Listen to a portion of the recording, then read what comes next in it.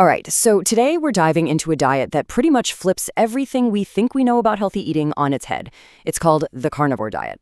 And yeah, it's a pretty radical idea. You cut out all plants and focus only on the kinds of things our ancient ancestors might have hunted down. So that leads us to this huge question, right?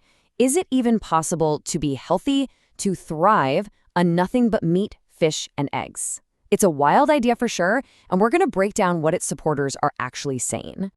Okay, so first things first, let's get a crystal clear definition of what the carnivore diet actually is. We'll cover the basic rules and the philosophy that's driving this whole all-animal approach to food. When you get right down to it, the carnivore diet is incredibly simple and super strict. It's all about high protein, basically zero carbs, and only animal products are on the table. And that means all plant-based foods, we're talking fruits, vegetables, grains, all of it, are completely off the menu. So you might be wondering, why would anyone do this? Well, the core idea, the whole philosophy behind it, is this belief that we should be eating more like our hunter-gatherer ancestors, back before agriculture came along and changed the game completely. So now let's get into the why. What are the supposed benefits that get people so interested in a diet that's this restrictive? What's the payoff? Well, there are a few big ones that people talk about. Weight loss is probably the most common, and that's often because your body flips into ketosis, where it starts burning fat for fuel instead of carbs.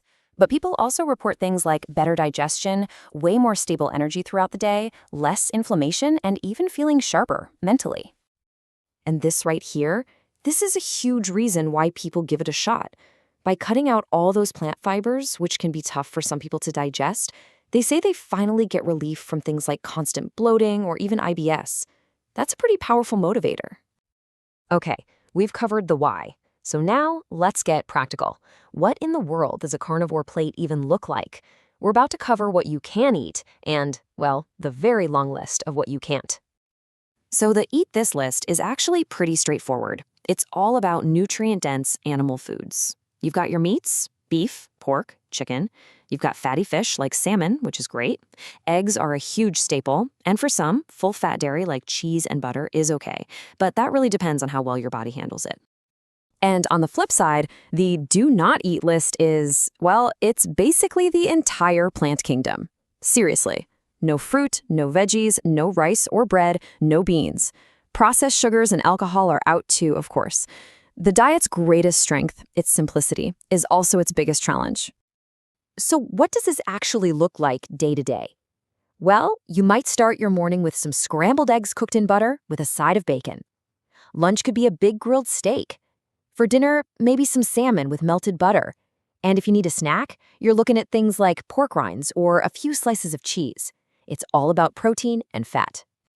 Okay, so let's say someone is curious and wants to try this. How should they even begin?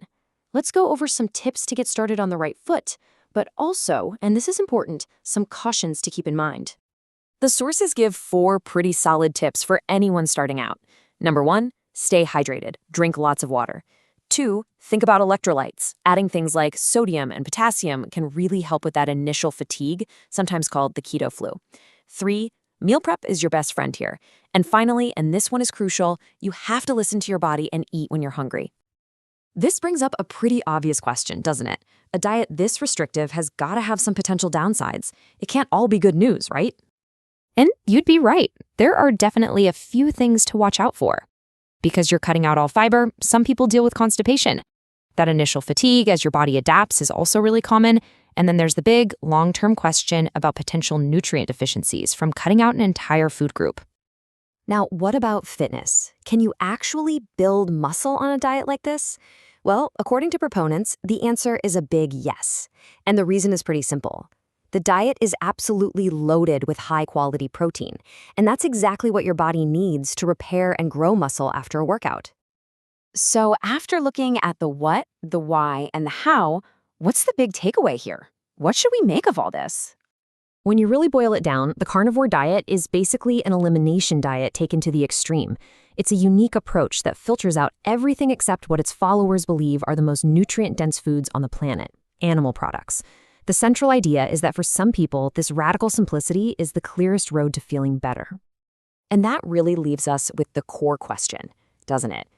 This diet is a fascinating experiment in nutritional minimalism. But is this kind of extreme simplicity a secret key to unlocking better health? Or is it a risk that just isn't worth taking in the long run? That's the debate at the very heart of the carnivore diet.